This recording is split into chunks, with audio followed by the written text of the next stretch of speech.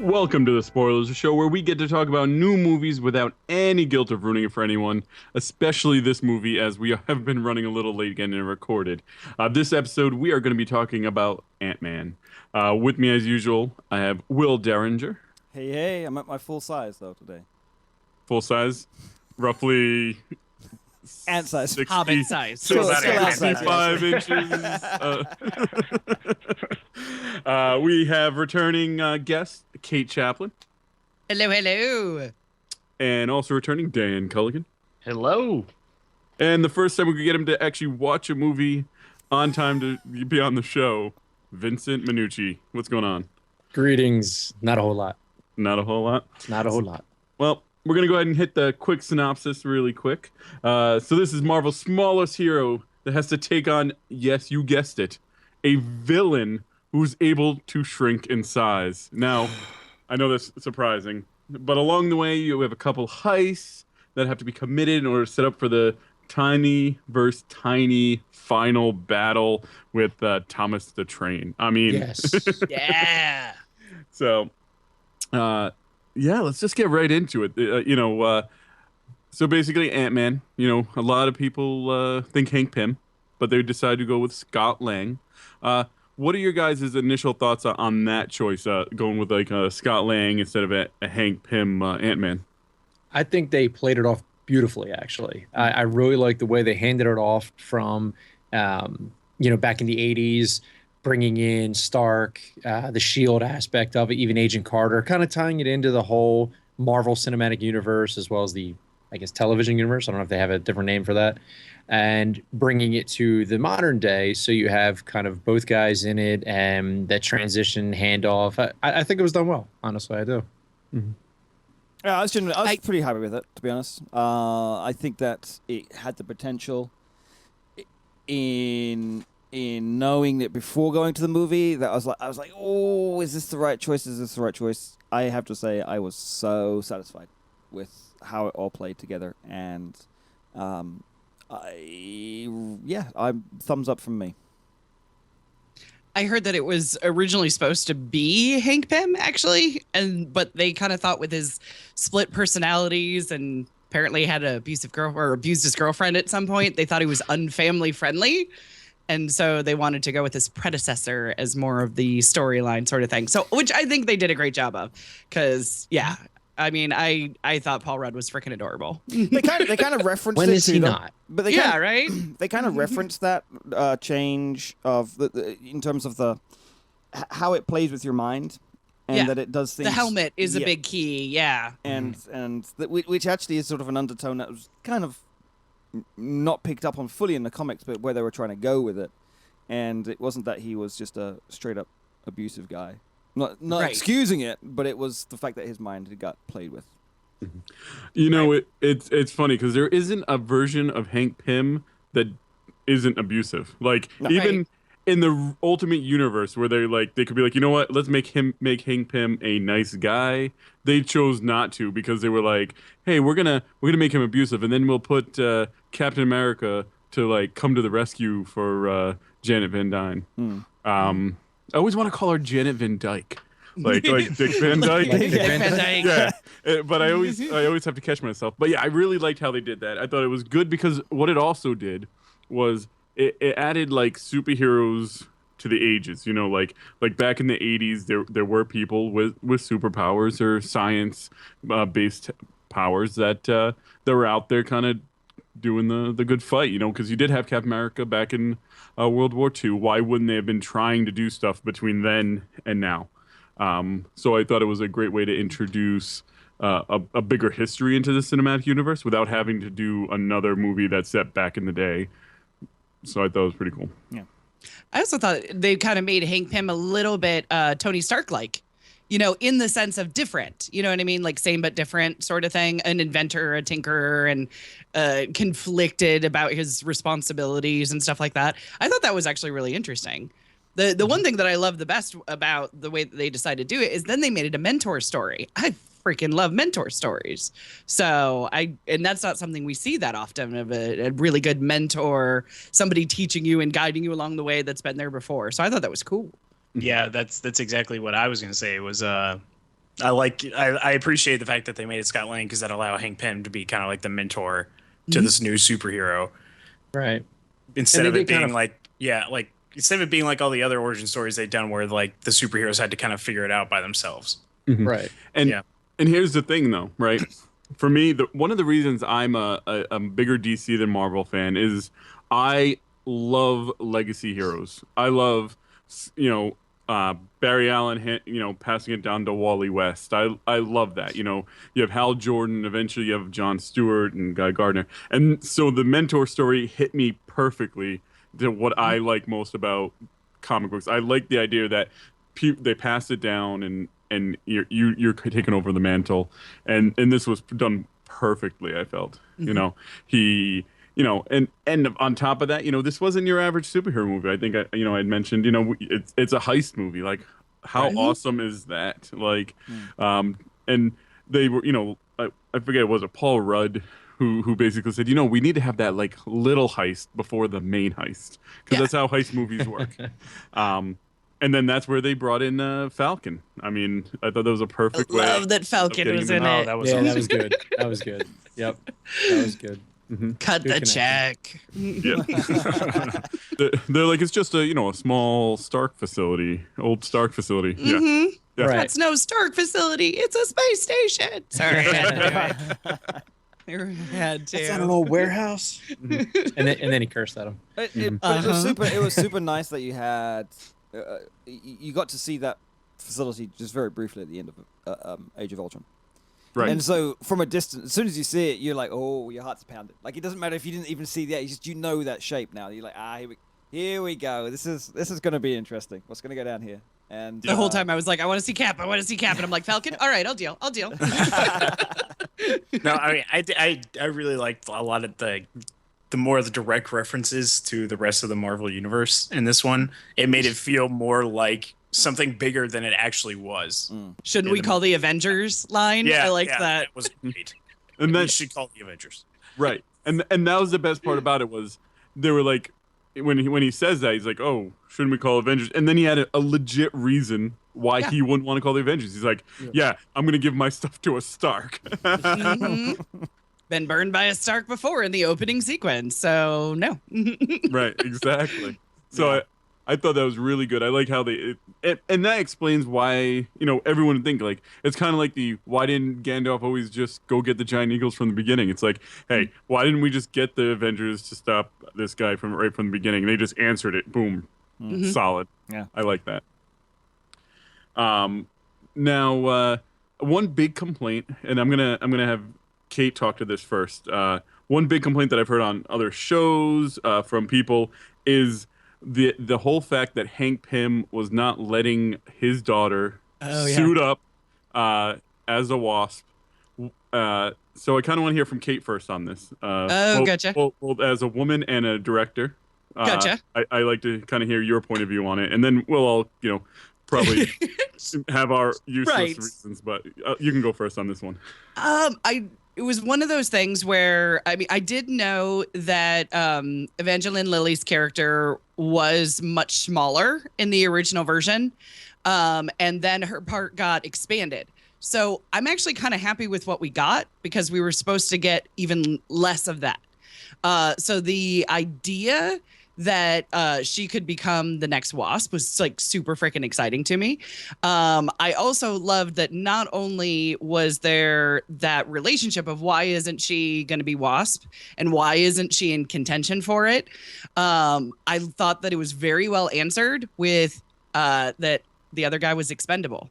I thought that was a brilliant answer because it showed his love for his daughter.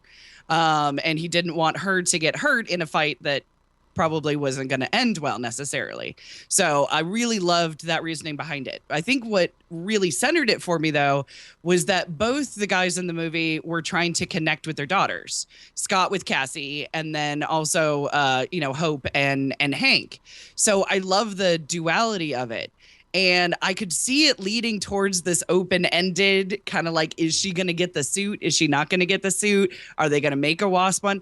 And I thought it was going to be like a Black Widow story where it's like, great, I'll never know the answer to this. But, you know, that's the first ending. Is that what we call it? The first ending? The first, Yeah. the Second ending, actually. no, the first No, stinger. because it's the first stinger, because the second stinger was my favorite of the whole movie. No, I'm just kidding. Oh my god, because my boy was in it. But anyway, no, but I thought that what could have been really bad was saved.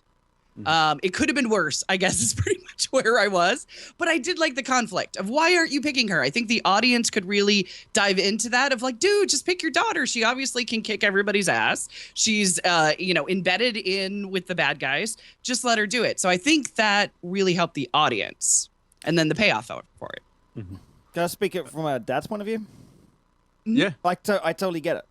Like as a dad's point of view, it doesn't matter how old your kids are, and we've referenced this on Kate's Take. There's this point it's really hard just to let go, and I think he had seen what it had done to him. He had already lost, his love, Lost her mother. So, exactly, and there's this whole sort of, well, we can take somebody, somebody can take this role who's expendable, but is of good heart, right? There's enter Paul Rudd, so I get it. And I can't knock it. And Kate references too, parallels in movies. I love to see parallels. And so when you're seeing the parallel of that sort of father-daughter trying to both trying to protect and build on that relationship, it's a tricky place to be, and it's very well done. And I can't fault it. I can see why you would, but I think if you actually look back from a dad's perspective, is like that. This actually was the right approach, but Hope's line at the very end with that stinger was something along the lines of "It's about damn time," Right. and Which I think that's why I sold it. yeah, I'm like, it's like uh-huh, okay, yeah. So she's been feeling it. It's not that it's not that it wasn't there, and it's just told you she's been having a go at Dad plenty of times. Look, let me do it. So it's definitely been it's a conversation that has been there, and it's just emphasized even more. And it's like about time. I get it. I like it, and it's not often you'd hear me probably take a stance like that, but I think they handled it so well. So, And it's the funniest thing because it actually made me think. Like, here I am, probably one of the biggest superhero fans I know. I love comic books. I love the superhero genre. If Vincent all of a sudden had superpowers, I'd be so excited for him. I'd be like, hey man, whatever your superpowers, like, fly me around. If Will could teleport, I'd be like, Will, teleport me somewhere. It'd be awesome. And then, but if my daughter got it, I'd be like, okay, maybe we should hide. We gotta be careful. Let's think about this. Do you really need to get yourself in? Yes. Yeah, Do you have exactly. your helmet on? Do you have your knee pads on? Do you have your helmet pads on? So, and that was phone always on my you at all argument. times. Keep your phone on you at all times. Now, okay? Yep. Extra cell phone battery. If I Don't call, text and pick fly. Up. Yeah. Yep. And it would be one of those things You where have your pepper spray? Dad, I've got lasers that shoot out of my eyeballs. I don't care. Do you have your pepper spray? well, that's the thing. It's right. Even if she was bulletproof and I saw someone shooting at her, I would still try Lose to it. get in front of that bullet. Yes. Like, I don't care.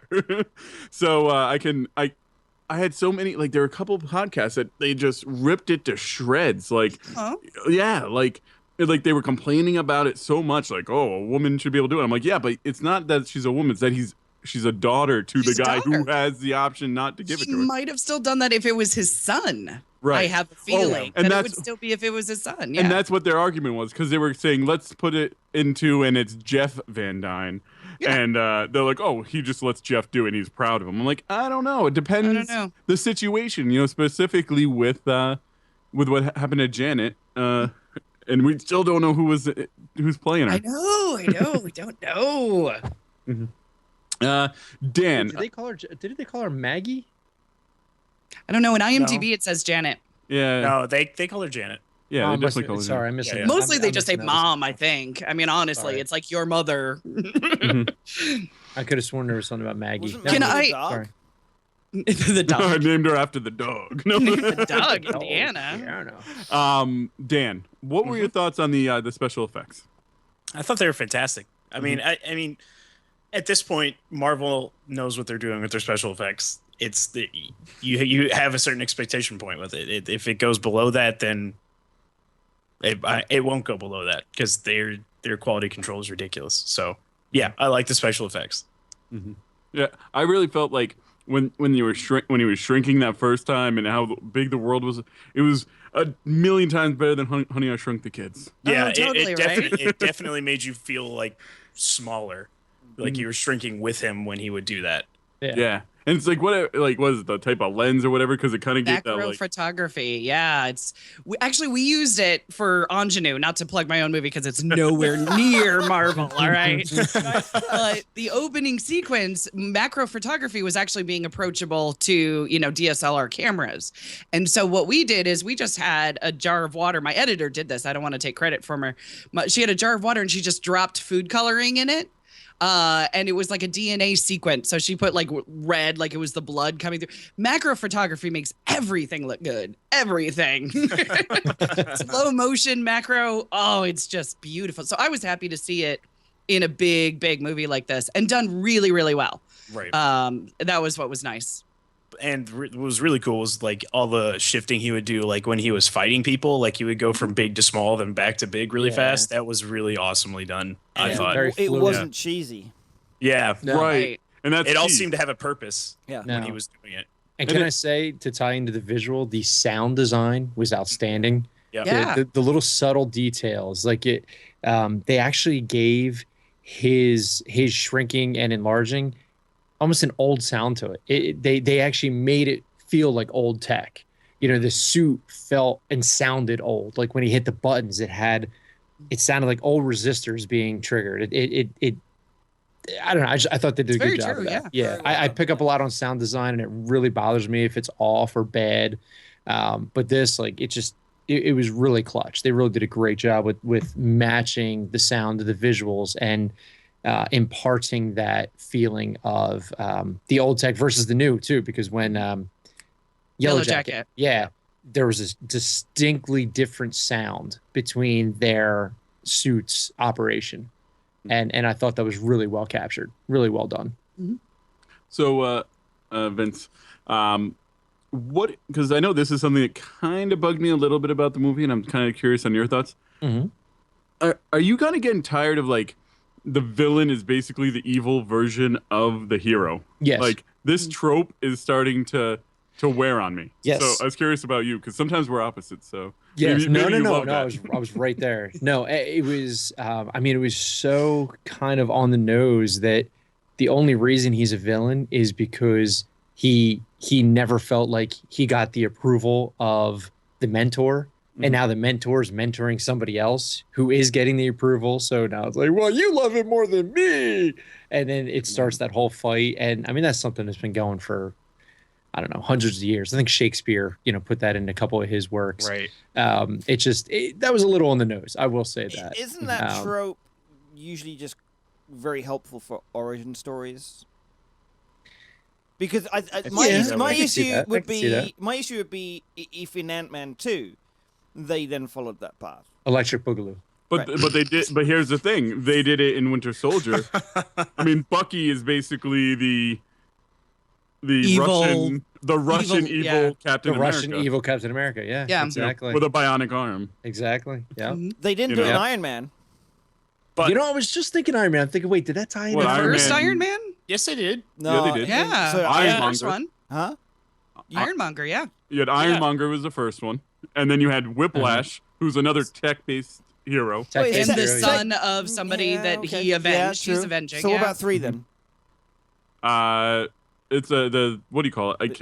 Oh no, that was a revenge play too because it was the scientist he didn't hire. Right. Didn't.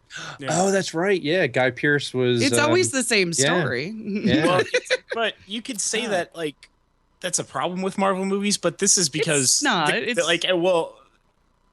they do it because that's just what their bad guys are. Absolutely, In the it Marvel- is. from the comic books is like that's what they did for their bad guys. it's not a Marvel movie, but They're just pulling them out of the comic book and like we're doing this bad guy and this is Right. his story with it. So Spider-Man's Right, villains that's- are all animal-based. yeah. Yeah. Well, no, Jamie Foxx. Jamie Foxx was Yeah. that in Yeah. what was he, Electro? No, they didn't call him Electro. I What can't was he, remember what they Shocker or actually called something? No, he was Electro Yeah, he was, because. yeah. Oh, But He yeah. was Electro. But here's the crazy thing. They specifically, like, I've never seen an origin story of Electro where they're like, oh, he comes from electric eels. They, like, specifically had to put it into That's true. that. Mhm. They're like, he is animal based just like every other one. Rhino, Vulture, Rhino, Dr. Octopus. Right. Like, they're all Wait, animal. Sandman. Sandcrawlers. Sandcrawlers. Sandcrawlers. Sand people. Nice. But yeah, Single so file. but that and I mean I understand, like, you know, you have the tech heroes fight tech based villains, but like they're like very on the nose, like and you know, I'd say Whiplash and the newest one, I can't think of his not non-Donimus or what did they call that in Iron Man 3. It's been in Iron Man before. I just can't think of the but I know what you mean. yeah. The There's slight differences, but the one that's definitely on the nose is the Ironmonger. Like, I mean, right. and I mean, even Loki. Loki was the exact same type of thing, where he was Thor's not really his brother, but his brother. right. And once Loki found that out, he was pissed off about it. But They're here's the all thing just about fighting Loki. for love. Loki. You're what right.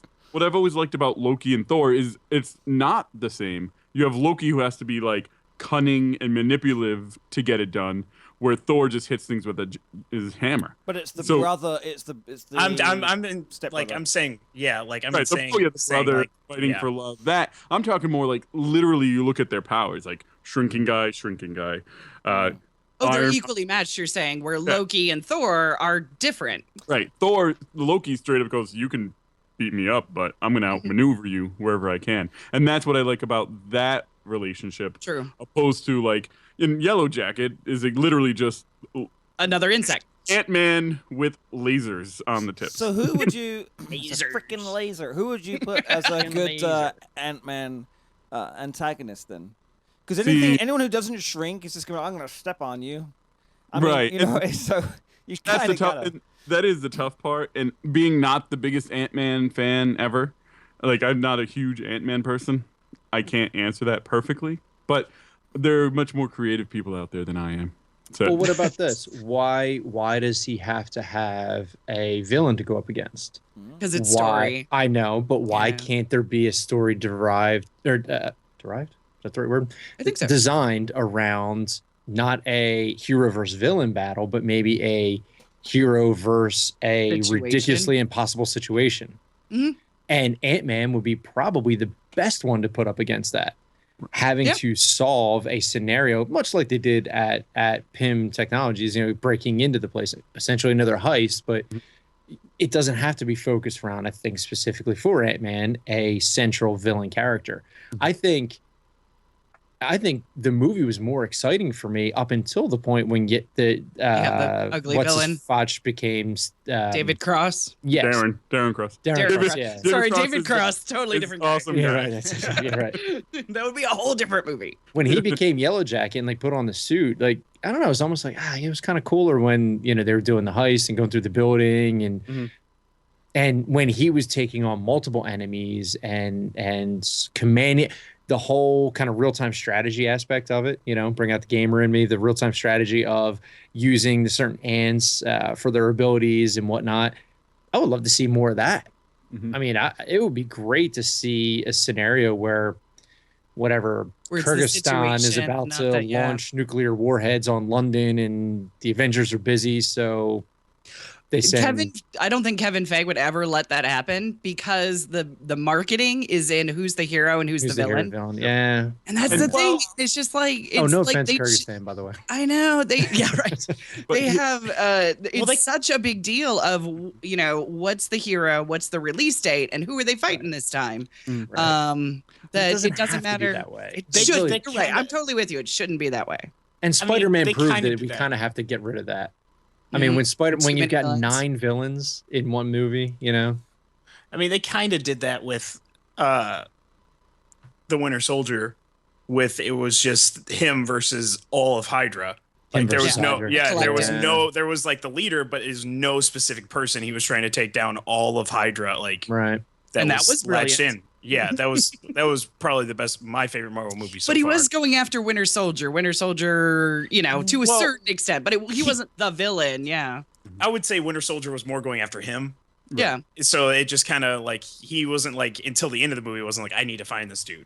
Yeah. He was just kind of he tried to kill Captain America, and he was just part of Hydra at that point in time. But one thing I liked about there actually being a villain here, and I think I mentioned this to Kate at Gen Con when we were there, was I like the fact that you have this like heist movie that was a really well done heist movie, and then there was a big climax at the end. Like Oh, I yeah, thought yeah. it made it different. Like normally the heist movies, you know, at the end you have George Clooney and Brad Pitt kind of going their own separate ways, and it's like the the really mellow ending.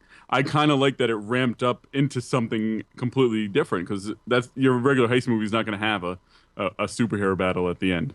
Yeah. Right. Very true. At this point, I think it's a fair point for us to stop and say how brilliant Edgar Wright was and how awesome it was for that they kept a lot of his script in there for Yes. for scenes like the heist and the building up of that and and that design. And yeah, it's really sad that Edgar Wright didn't get to actually fulfill his his original contract.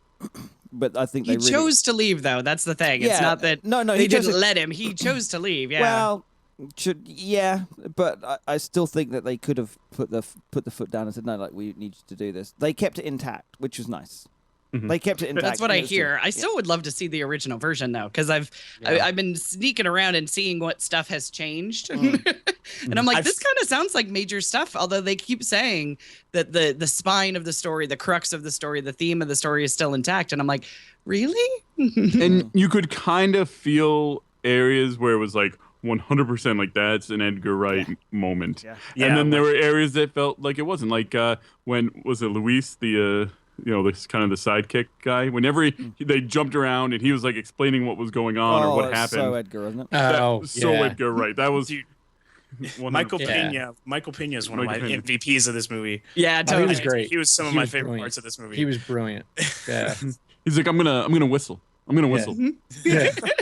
We're just backing up. but Just Peyton- backing Yeah, up. Just backing up. But Peyton Reed's stamp was still on it though. That's the cool thing about it is that it still had Peyton Reed's stamp of his own directorship. I just think he did a good job in honoring Edgar Wright, and Yep. it's nice that they kept Edgar Wright within the credit because Kate, we've talked about this before quite often. Yeah. When you have that, well, that's it. You're not going to get a credit. It is a weird thing because actually, and this is what made me kind of wanted to dig in and research it afterwards. Edgar Wright got executive producer credit. And a writer's That credit, right? is very and a writing credit because Yeah. because of WGA, because of the Writers Guild, he wrote a majority of the script. When he left, that's when Paul Rudd came in and was actually doing the rewrites, and that's what a lot of the changes that I was hearing. But they must have left on some kind of really amicable terms to still get executive producer to be right up there with Stan Lee. Yeah. So that's kind of nice, and that's rare, very very rare. It makes you just feel like they were like, okay, we really need you to go more in this way. We need Yellow Jacket at the end, and Edgar Wright was like, I don't know if we need him at the end, and like we need a villain. Yeah. Well, what Hollywood Reporter said, because there's the rumors everywhere. So I'm going to go off what a Hollywood Reporter said was that Edgar Wright really wanted this to be a standalone and didn't want it to have anything to do with the MCU. That's where the creative differences came in. They wanted no mention of Avengers, no mentions of Age of Ultron, all the different phases, like it was delayed because of the different phases. That was one of the many reasons they said that he left. So, and he's been on, Edgar Wright was on the film in 2003. Yeah. It's a long. He's been on it a very long time. He was the one that proposed this idea. So it was his baby. And also they didn't change the release date when Edgar Wright left. Right. So they lost 10 weeks of post-production and it still turned out good. Mhm. That's amazing. Some people argue that it's one of their favorites too. That's the thing. Like that's, it's not. I don't think it's making Jurassic Park World money, but it's doing Yeah, pretty well. You said Jurassic Park World money. I know. It's making. I mean, it's like up there, like 130, right? Is it 130 right now? 130 million is the. Oh no, that was the budget. Yeah, I was gonna 138 say, gross. Didn't it hit 300? Maybe worldwide, worldwide. That's probably probably worldwide. domestic. Yeah, domestic is or worldwide, I mean. 138 as of 5th of August. So yeah, it's probably at 300 for. I'd have thought it'd be at 300 for that. What's Mission Impossible at? Sorry. Wrong show, Kate. Wrong show. Come back I saw next the week. trailer. Wink. I saw the trailer for Mission Impossible before Ant-Man yesterday, and I went, still don't care. Oh man. I'm trying to think. There was, you know what? One thing I just had a brain fart. I had a comment. And It was so there. Sorry. I know. Now I'm not gonna be able to pull it back. I'm afraid it's gone. It was insightful, and It's great. oh, and man. then Tell like yourself that big guy. it would have blown everybody's socks off as well. all the brains. Yes. I can tell you also one thing that I worried about this movie from the beginning is that it had 4 writers on it and 2 uncredited writers on it. And my mind immediately went to Batman and Robin where it had 9 writers on it. I went, Oh, only Lord. bad things can happen. Yeah. But There were no ant nipples. That's what matters. yes, No right. ant nipples. They even took Yes. down the hairiness of the ants and stuff. So I'm actually, it's one of those things I have to eat my words when, 6 writers did not ruin it. Okay, It can here's a happen. question for you. So, whenever you watch nature documentary about ants, are you the sort of Because I do person- that every third Thursday, by the way. You should. Yeah. Do you ever you start scratch a little bit because you see all these creepy crawlies? You ever? Is I that I just- Panic itched during the attack. whole Yeah. movie. During That- Ant-Man, I was like Oh, totally really? creeped out. Yeah. See, I didn't Really? do this through Ant-Man, but I will do that through No. if I'm watching a documentary. I didn't find them like creepy crawly, like creepy. It No, was They did a good job. with yeah. it. I felt they were very very domesticated, very friendly, very They had a name, Antony. Anthony. Oh, And- no. Anthony. Yes. And That was so when they actually make it so you care that an ant gets shot, Yeah, like right. that was weird. And first off, how did he get to like how did he shoot him? I mean, honestly, Right. like Right? that's a little much. Like It had to happen, but damn. one hell of a shot.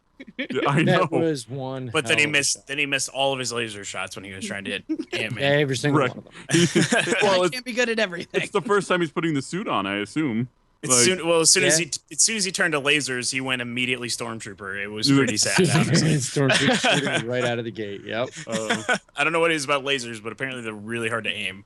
And so right, so you had that one scene, right, where they're in that room with the yellow jacket, suit, and Ant-Man jumps down, and then they lock everybody in, and how I felt like that was like the most ridiculous scene ever because they closed. They're like, "We're with Hydra," like they had to like point out that they were Hydra right there, and then nobody really got killed in that small room. Like I thought Hank Pym was gonna eat it for Yeah, sure. I did too. I thought he was. Yeah. And there was that one offhanded comment from Hope that was like, "It's the cross particles. They're affecting your brain." And he's like, "What?" And they never really mentioned that he was having issues with that before. Right. That kind of And threw what me was off. his exposure? Because Right. Was he ever in Hank the suit Pym- before? Right. And Hank Pym had talked about before, Lang asked him, "Why aren't you doing it?" And he said, Mm-hmm. I wore the suit for many years and it took a toll on my body. Yeah.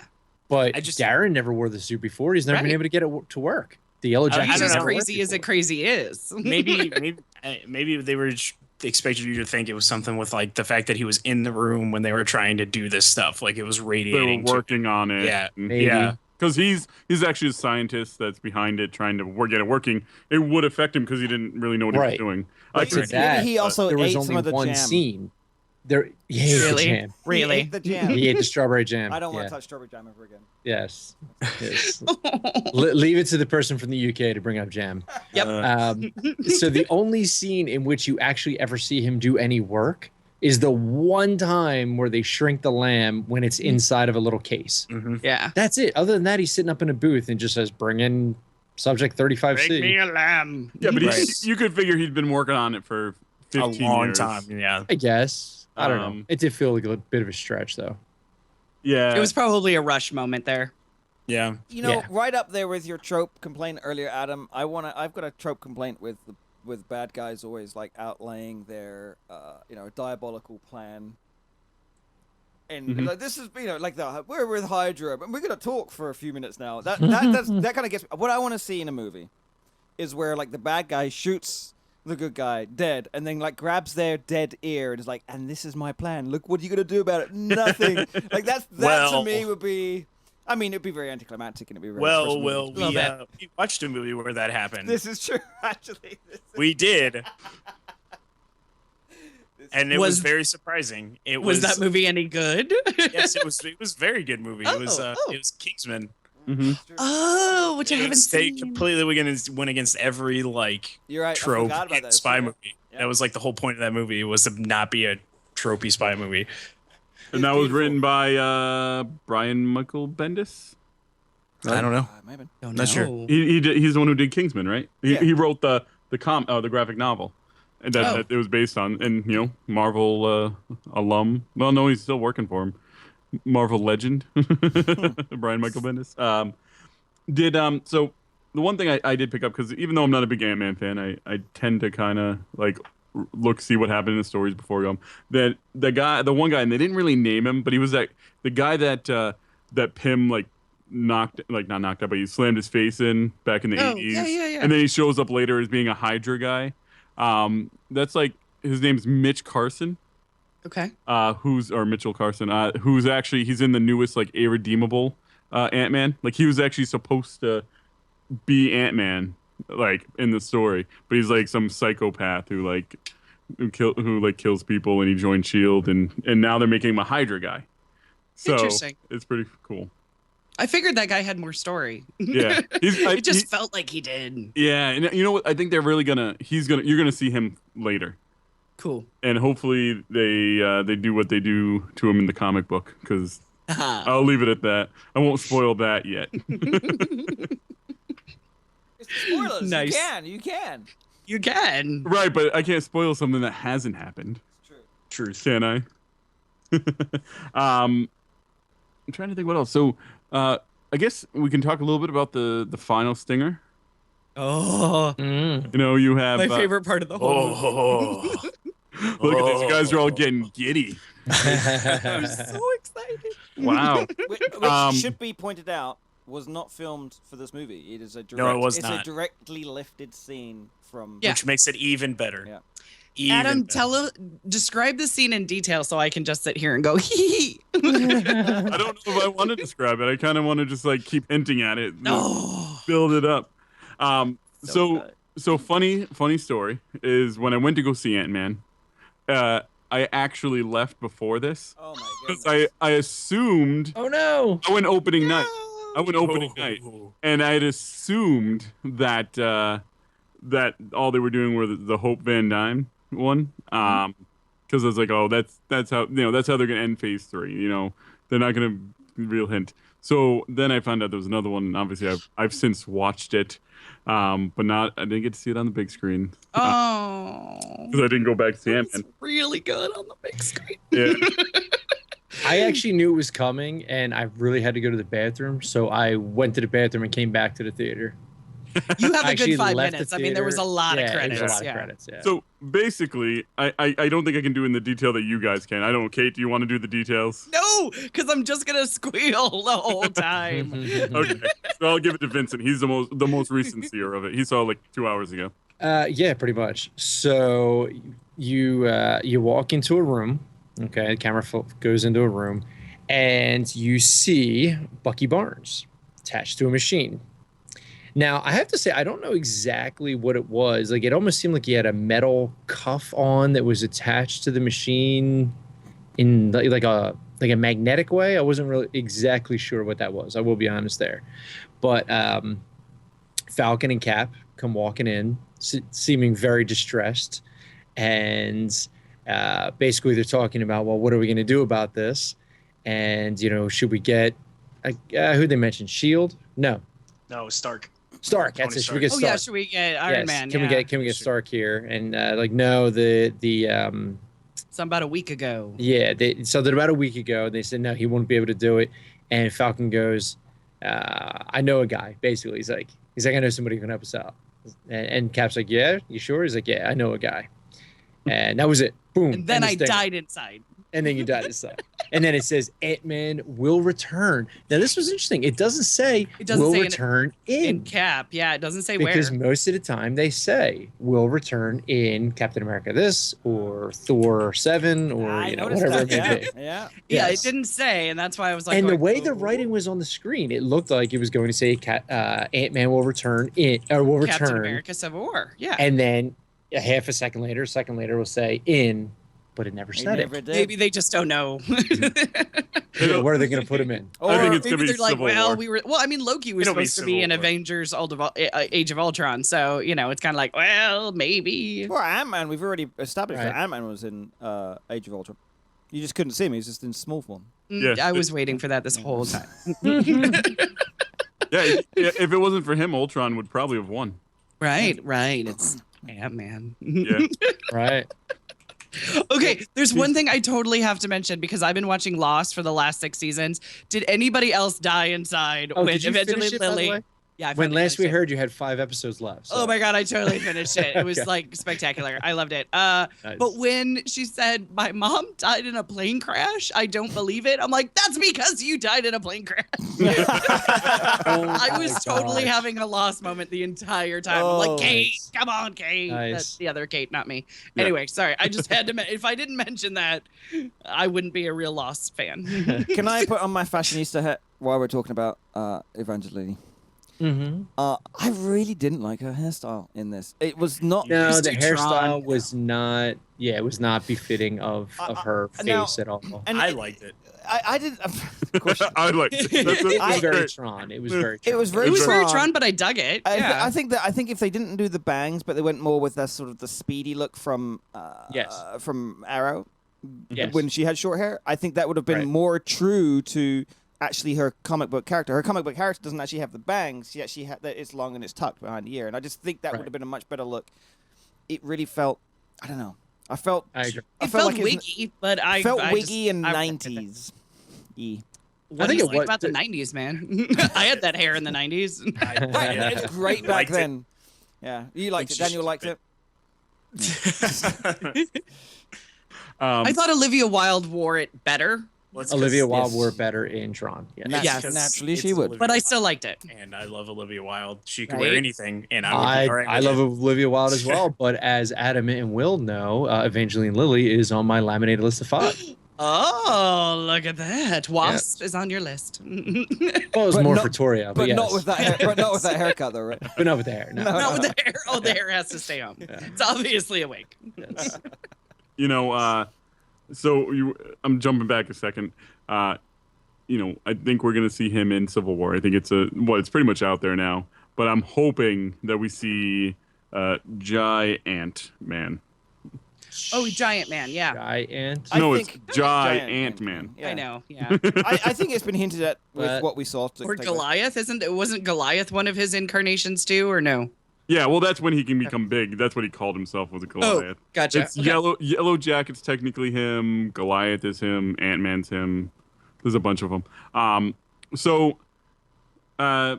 Before we kind of move on to, so there was that scene where he goes all super tiny. What'd they call it? He went Subatomic. subatomic. Atomic. We're going subatomic, guys. This is when you ignore the laws of physics. This is when you because Completely.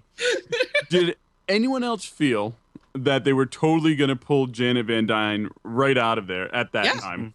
I was thought waiting so, for too. it the whole time, and I'm like, that'll pay off. He's gonna find her. I didn't know if I wanted them to like. I didn't want him to. I didn't want them to, did. but I think they hinted. They had the woman's figure in there supposedly, and he did leave one of the grow big cones inside. Yep. The subatomic. But here's the crazy thing. It's like if subatomic is so small, right? How is it that she would be anywhere near him, or is it all That's what I was thinking. like? That's Like, like The jump to conclusions, Matt, would be out if he actually did find her. right. When you go when you go super small, like subatomic, apparently you all transport to the same place, and it's just one little. Exactly. There's a subatomic. room that everything is drawn into. Yeah. It's the I don't same know room if that your the socks if the go to doctor from and the dryer. TARDIS would have showed up there, then I would have totally believed it though. Oh yeah. Because the TARDIS would have been able to find her and find him, and I would have been Yes. like, yes, I totally See, buy this. what I would have even loved Timey better wimey. though is if he did find her then all of a sudden everything kind of shifts and goes into like a sphere kind of view, and then you see Tommy Lee Jones in a black suit pick up a marble and put it into a bag. Men in Black, and huh? then it zooms out, and then there's That's also Marvel property, by the way. So Right. why not? Oh my gosh. Men in But- Black is a About that. Marvel property. I Yeah. was gonna did say not think about that. Disney hasn't bought Doctor Who yet. Yet. Yes. I don't know. Actually, I the don't BBC want is them pretty to. good with that. I don't want them to. No, I don't want But them it to would be either. great No. Nope. if Leave they it in could the just hands be of the friends BBC. for a Yeah, second. you know what would happen? That's a different story. Yes. If that happened, you'd actually lose a lot of the. Core Whovians. Well, Yeah, Yeah, okay, but I would love it. That's okay. like, no, but you would lose that slightly campy feel that Doctor Who has and needs. Correct. Yeah, Yes. like they would be like, oh, we can make this all super budget. I don't want Doctor Who super budget. Like we I were know. talking about it at the beginning of the show, right? How great that, and Daniel was talking about how great the special effects are. I don't want super great, awesome special effects for Doctor Who. I want it you- to have this slightly. But have you seen the trailer for season, what is it, 9? They got some money, hun. I know. Oh, it's good. I It looks know. good. Like I they know, got but it's real money. Doctor Who's still got to have a slightly flimsy wall. You know, it's just It probably there's will. something about it that just has to a little bit of feel- sleeve stack, Yeah. little yeah. And like I've always said, if Disney got it, they would throw so much money at Simon Pegg. You'd be like, Simon Pegg, you're the Doctor now. Here's I'm okay with that. He was in a Doctor Oh, Who episode. I would Yes, be okay with was. that, but I feel like that's the one my person gosh. that Disney would get because they'd be like, well, if we do an American He's Doctor, the only British they'll they kill understand. us. Yeah, like if we do Well, an they tried American it. Doctor, they'll kill Oh, us. Paul McGann. I mean, they ran that ship. It didn't work. Could you imagine if Jeremy Irons was the Doctor? Oh God, don't do that to me. Stop it. Stop talking. That would be kind of That's just interesting. bad. Yeah. No, wanna- no, that would be interesting. I wouldn't say it's bad. I'm drinking I your wanna- milkshake. I'm drinking. Wait. I'm sorry. Have you seen him lately? Like Lincoln, like no. I want I'm to thinking of Jason the right one. Statham Hold on. I'm Doctor. thinking of the wrong one. Oh, actually. Jason Statham Doctor. Doctor. Oh my god. They call me Bond, Doctor James. No. That's Daniel Craig, but okay. Brad Pitt Oh yeah, I Brad get 'em all Pitt confused. Oh, I has know where you're played going. in Snatch. Oh, Oh. Brad I can make Pitt a blue has vase. played in How do we Snatch. become a doctor? Gypsy. The Gypsy Doctor. Brad Pitt as the Gypsy Yeah. Doctor. Oh man. You Okay. should go make this. We, Let's we do get it. back to Kate. Ant-Man, right? This isn't Geek or Die. Let's bring it Oh in. wait, yes, that's right. Oh wait, that was my one cool thing though, right? That was the. Wait, no, wrong show, wrong show. Oh crap. So, well, as we do, I always like to pick out what our favorite lines of the movie were.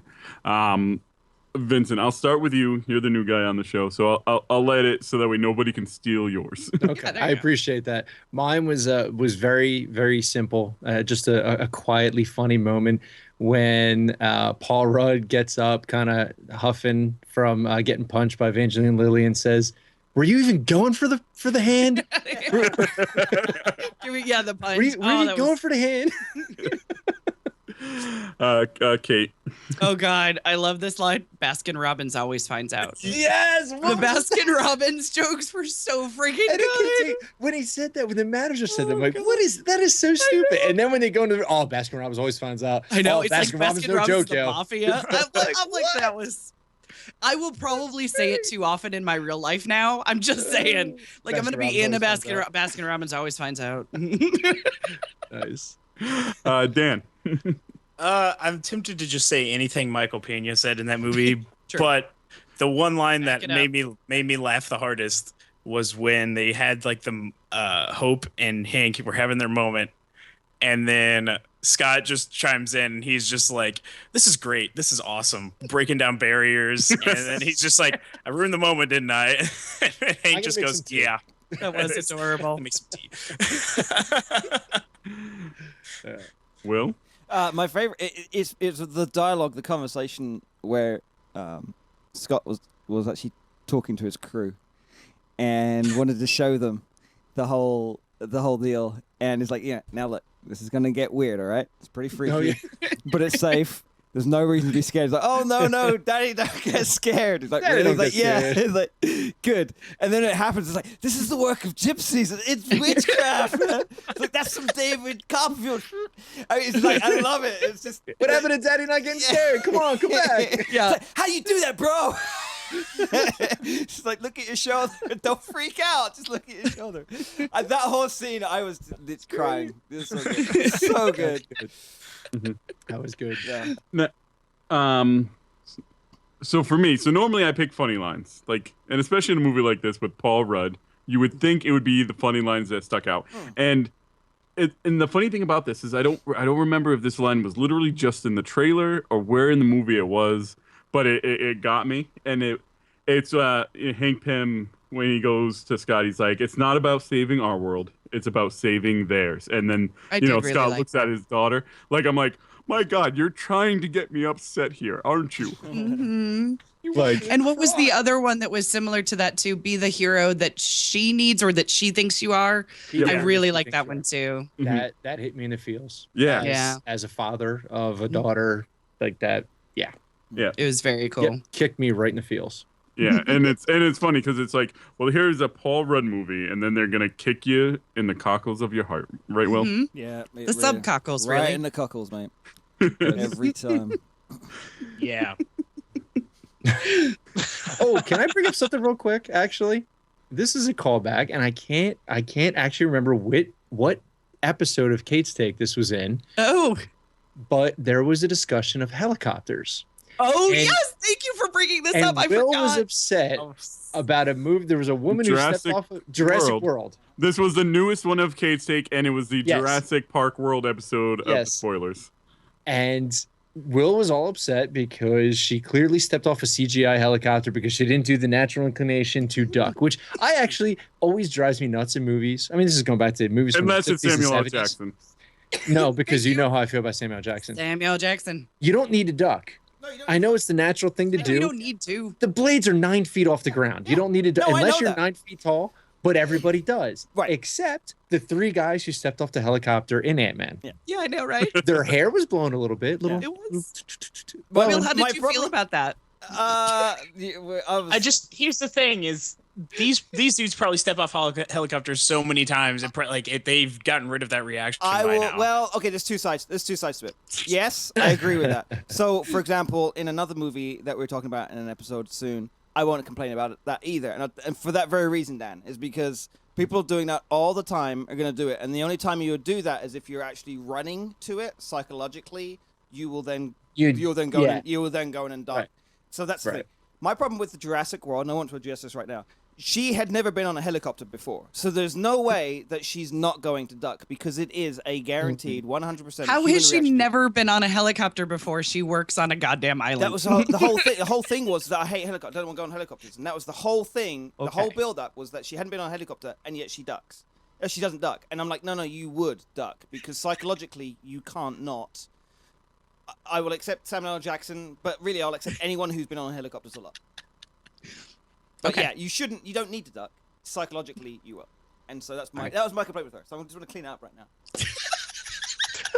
It has been amended of been Will's pet peeve with helicopters and people walking into them. But helicopters still can't do, fall down the side of a building like that. And Terminator Genesis. yeah. Oh dear God. Oh, and when they We don't even bounce, get into that one. yeah, Yeah. no, that's just messed up. they bounce on the way down and hit 7 or 9 or 12 times on the way down. Yeah. Okay. Oh, there was one other little tiny cameo that I wanted to mention. Did anybody notice the guy from Saturday Night Live, Garrett Morris, in the movie really quick? He was in the cab when Oh, yes, fell on the yes. cab. When he Didn't gets it the feel little like a little bit out of place? Like, why is he in there? He actually did a skit Yes. where he dressed up as Ant-Man on Saturday Night Live. That's right. Yeah. And that's so right. it was a little homage. Yeah. Yeah. It was the superhero nice. party, right? Yes. Yeah. Nice. Margot Kidder was there. No, it was Oh, a nice Sorry, I touch. had to mention it was such a geeky moment. I'm like going, wait, why is SNL guy in it? Oh, wait. Yeah. Oh, that's why. Okay, Anyway, now- sorry. awesome. Go ahead. Oh, no worries. Now is the moment of truth where we give the official ranking. Who goes first? Dan, you get to go first. Oh God, I wasn't ready. Oh no. Oh I no. can tell in your eyes. That's why. I was- He was like, no, I eye scared contact, look at don't my look at me, eyes. don't look at me. I will give this 8. I don't know. I need something clever and witty, and I don't have any of it right now. 060s. 8 8. 060s. No, 8 people not ducking when they step off a helicopter out of 10. Nice. That's it for me. I think it's up there for me for the Marvel movies. That's for sure. It's definitely on the top end. Kate. Oh gosh, the only ones that I thought of how to rank it were kind of lame. And it'll sound okay. This will sound like I hate it, but I didn't. I enjoyed it. Okay, so I got personally stung by 5 wasps. I stepped on a wasp nest and I got stung by 5 of them, and that That's sucked awful. really, really, really bad. It does, yes. So because there's a wasp in this movie and she actually is represented, I will give it a 1 wasp because 1 wasp doesn't suck. Being stung by Wow. Isn't that a lame way of rating it? Golf score rate. No, it's very It was Inception. my favorite Marvel movie ever, but I enjoyed it and I had fun with it. Okay. Vincent. Like Kate, it was not my favorite Marvel movie ever, but I did enjoy it. I had fun. It was very Paul Rudd. Yeah. There was a Paul Ruddness to it that I really enjoyed. I was not thrilled by the villain, so that brought it down a little bit. So I think I will give it 6.5 Baskin Robbins cheeseburgers out of 10. They don't Wait, serve They cheeseburgers. don't serve cheeseburgers. Oh, that's right. They literally are all ice creams. In fact, around Okay, here, will you take care of this idiot? literally around here, the only Baskin place I Robbins know of a always finds Baskin out. Robbins Baskin Robbins always finds is Baskin Robbins are all inside of like Dunkin' Donuts. at Dunkin' this point. Donuts. Yeah, that's exactly Yes. right. Yeah. So they're no non-existent cheeseburgers. Yes. If they had a cheeseburger. They have a I ice forget cream what else he cheeseburger. asked for. Cheeseburger. What he asked for something else. Oh, whatever's hot. Oh, Whatever's I hot. want it. Yeah, Whatever's hot. Whatever's hot. hot and tasty. Whatever's Yeah. hot and tasty. Yeah. Yeah. Dude. Will. So my ranking is a 2-part ranking. I'm going to Okay. give it. I'm going to give here we it 1 solid giant Thomas the Tank Engine because that was Oh, the that's- greatest giant Thomas the Tank. Hey-o. That was very solid. But the official ranking would be 4 out of 5 bottles of Raid. I thought it was a really. Oh. Well, that was morbid. I thought it was great. I thought it was a good, fun movie. Definitely not my number 1 Marvel movie, but I've seen a lot worse too. So it's right up there. It's got everything that I wanted in terms of humor. The camera work was just incredible. The sound work was amazing. So all of these things boosted right up, and it got me super excited for Winter Soldier. So win-win. Civil Civil War. Sorry, yeah, Civil War. So Oh, no, He got I'm so already excited he was excited going to about go Winter watch Soldier. Winter Soldier Exactly. again. I'll be right back. Yes. It's like it's the time. He needs more What I- Falcon. what I took from that was Will is probably the person who actually killed Antony with his raid. Yeah. Son of a bitch. You. So, for me, normally, when you're talking comic book movies, I will set up my comic book ranking and put it somewhere. However, with Ant-Man, I'm going to do heist movies. Oh, that's a good Um, idea. So, on the bottom end of my ranking, because I've seen a decent number of them, but not all of them, the remake of Italian Job compared to like the original. Well, compared now, you have Compared to to the original. compared to the No, no, no, original, no, let's compared compare to this the thing. Ocean's 11 stuff. Worst heist job. I've seen a handful of them. And I'm not a big. I like heist movies, but I tend Actually, the movie Heist sucks pretty bad. to right. I only Coincidentally. I only watch it when people say like that they were good. So that's the one that's kind of on the bottom. And I really like the Ocean's 11 remake Mm-hmm. of the ones I've seen.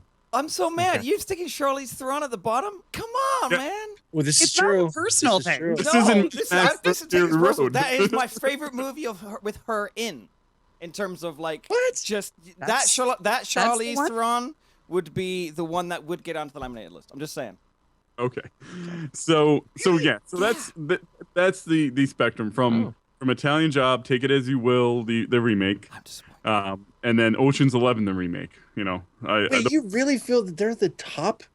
Yeah, I Heist know. But I Think- can't think of a better one. these are the ones that I've seen, guys. Sneakers. Inside Have you ever Man. seen Sneakers? Sneakers is one of the Oh greatest my movies ever goodness. made. You might have Mother- picked the wrong This is ranking amazing. system. Adam. Sorry, we shouldn't Amazing. argue with our host. I'm sorry. I love you, Adam. I'm sorry. Adam gives up on life right now. I'm so sorry. His mic is cutting out. He can't even talk. Adam, carry on. Adam's getting so mad. Cortana just woke up and was saying, "What is wrong with Adam right now that he thinks that Ocean's 11 is the greatest heist Oh, movie God. ever made?" It's the greatest one ever Is made. he gonna play The Cure right now too?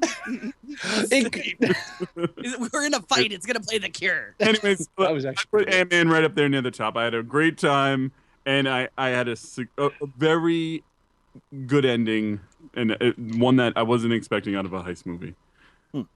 That's why it gets up there. I enjoyed it. Lots of fun. Superheroes. I like the heistiness of it. I thought the heistiness of it was great. That was probably some of the best part of the movie for me was the heist. I think it was the best part, but I like that ending. Like it felt like a heist movie with a really good end, like a Battle. like a battle, like it actually finished. It's like, this guy's dead. We don't need to make a remake with this guy. Right. And on to the next. His money's not fully insured, guys, so he's not getting it back. Yes, there it is. That's the song. That song still sucks, though. It's among the weaker on that album. That's true. Don't even get me started on The Cure. Vincent, where can people get a hold of you, and where can they find you? They can find me at Rillandoon on Twitter, on Geek or Die every Monday night right here on the D20 Network, as well as Hotscast for all your Heroes of the Storm needs. Oh, and for more great music like The Cure, because The Cure is amazing. LyricsUndercover.com. The Cure's not amazing, but I do like The Cure. Kate? I am very creatively at Kate Chaplin on the Twitters. So creative. I am also on Facebook at Director Kate Chaplin because I'm just that savvy. And then I have a show on D20 called Kate's Take. Yay. I think I'm obsessed with my own name. It's a good name. I'm obsessed with one I Kate's chose. Take, so, it kind of bounces out. Rhymes with a lot of stuff. A little bit. Yes. Yeah. Yes, exactly. Wait, did you just say you chose it? Yeah, Kate is not my real name. Oh, I did not. That'll come out in a later Kate's Take episode. Dun, dun, dun, dun, Whoa. dun. I was gonna say, I'm like knowing people I didn't choose it, but No, I didn't. No, Kate Chaplin is not my real name. You'll find out when we do the Star Wars episodes. Da, da, da, da, da. Is it Yeah. Robert Zimmerman? Yes, I am Bob Dylan. You, Yes. Oh, okay, very good. I'm also Prince Roger Nelson. Okay, all right. Very nice. Gordon Sumner. Yes, Sting. Okay. Samuel Clemens. This is off Mark Twain. the rails. Very good. Dan, If you're gonna change your name, you better study the people who did it. Anyway, sorry. Yes. the real Dan Culligan. The real is that your real name, Dan Cuddles? No, I question everything. Where I don't know. Hold you. Question everything. Dan Cuddles. I am at I don't know what's my Twitter name. Oh yeah, Sir Culligan 91 on Twitter, and you can find me on the D20 Crit Twitch channel Thursdays at 8, And playing video games. Maybe a and- show To be announced. Will, Stay tuned. where can people get a hold of you? You can find me in the Twitter sphere at Talopher, Talopher. You can find me on the likes of Kate's Take with this awesome person called Kate, who isn't really called Kate. You can find me on the likes of Geek or Die with this awesome person called Vincent and this other awesome person called Adam, who happened to be on this show. And you can find me doing other things in other places at other times on the D20crit.com. Wow, that was interesting. That just- was yeah. interesting. You can reach me at Geek of Random on Twitter. You can catch me on the Nexus on Monday nights, like you said, Geek or Die. Maybe a podcast that's going to be worked out soon, and a few other things that we've kind of got going on around the D20 Critosphere. I like that. D20 Critosphere. Yeah, I just came up with that. I dig it. Trademark it. I'll Before trademark Will it so does. Will can't get it. Yes. Too late. Think, Oh, you already registered the domain, and you made the T-shirt already. well, thanks everybody for listening. Thank everybody for coming and watching us live. We actually have a good sized chat room today.